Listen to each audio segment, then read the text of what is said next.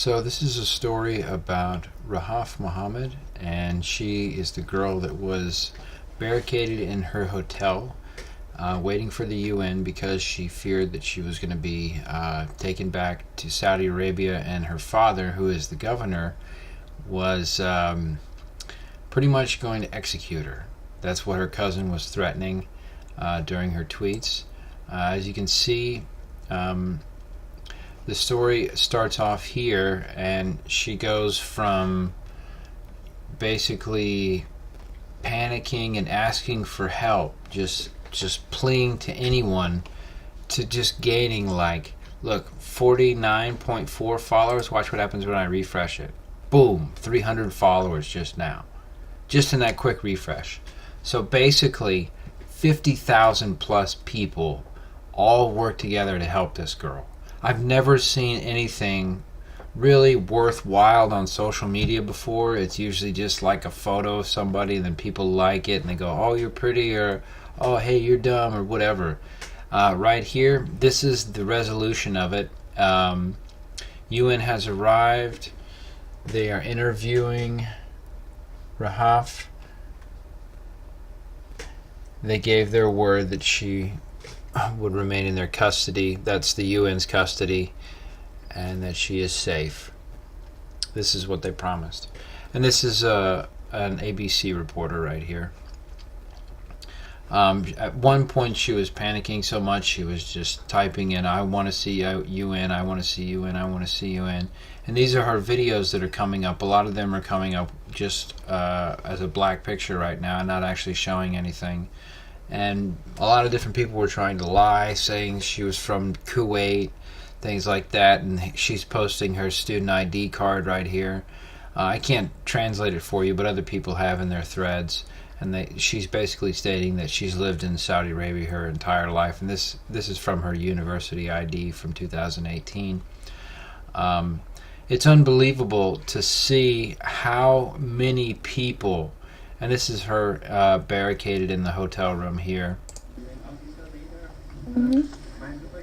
You can hear people outside the door trying to convince her. They were at one point trying to get her to eat some food that she was afraid could be drugged, as it was a sedative to basically drag her off.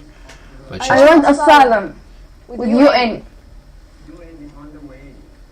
I will be wait. No, I'll stay. قاعدين يحاولون يطلعوني ويخذوني. So people outside are trying to convince her to come out, and she stayed strong. She didn't listen to say, this is, I want UN, I want UN, I want UN. Poor girl was so scared. But I mean, it is unbelievable. See, at one point 75,000 people. We all just woke up in the middle of the night here in America. This happened at 2, I think it started, let's see, our time, it started somewhere around maybe midnight-ish, maybe just a little bit sooner than that, maybe a couple hours sooner than that. But, I mean, people came together, for just a little while. Just a little while. People actually came together to help someone else, to help Rahaf Mohammed. So that, because she's not lying. There was so many different men, and I don't want to sound racist, but they all just happen to have beards and turbans, and they're all calling her names and calling her things like, oh, you're just being dramatic and you just want to have free entry into these different places and things like that, and just calling her names and stuff like that. And I mean, even I sent her a message, not to trust people that are putting you down, because that's how they get you. They beat you down with their mean little words, and then that convinces you to just do what they say, so the mean words will stop. Don't do that, So this was a real victory for the people. It really, truly was. I've never seen social media be of such good use before, and this is the whole rundown of what was going on right here. You've seen her name on Twitter several times. You can go and you can check and you can look at the posts yourself. and there's so many different people coming together, lawyers and reporters and UN executives coming together saying that we're on our way, we are on our way to help you. Because I've heard, and I don't have any reason to believe the stories that I've heard. One in particular are not true, okay? I absolutely believe they're true, so I have no reason to believe they're not true.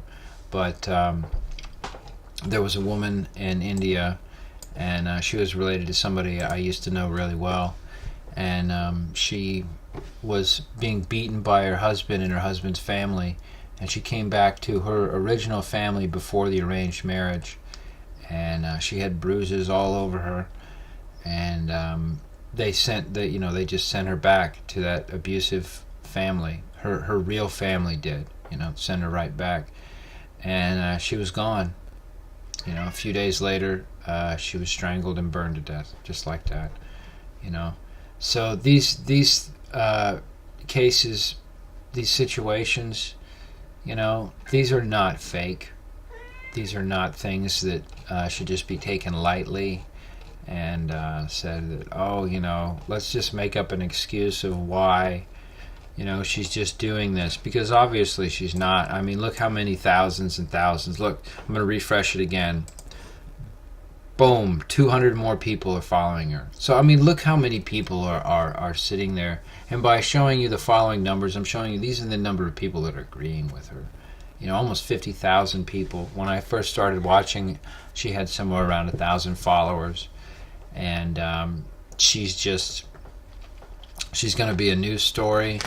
And let's hope that UNHCR Thailand is absolutely, completely telling the truth here in this situation, and that this really does end well for Rahaf Mohammed, because nobody should have their life just decided for them like this. To be forced into an arranged marriage is what she was saying, and they didn't like her because she didn't believe in Allah. She was an atheist, and they just she was being threatened with execution from her cousins, saying that they're going to slaughter her and things like that. And it just what the hell, right?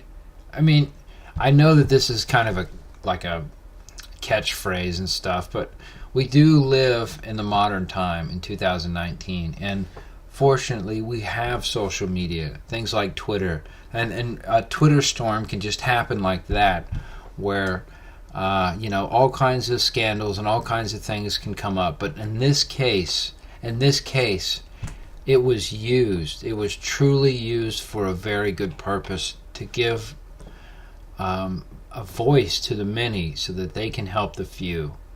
And I mean, I can't think of a better reason for it than that. So her name, if you're looking for it on Twitter, is at RAHAF84427714. This all happened in one day. So if you want to check it out, that's her Twitter handle. You can search for it and you can check it out, okay? I'll probably put a link in the description also with her handle down there, just to kind of help people out a little bit, so they don't have to remember all those numbers and stuff. So thanks for watching today. That's your news story for the day. Social media saves somebody's life, and I hope you all are having a great new year, and thank you.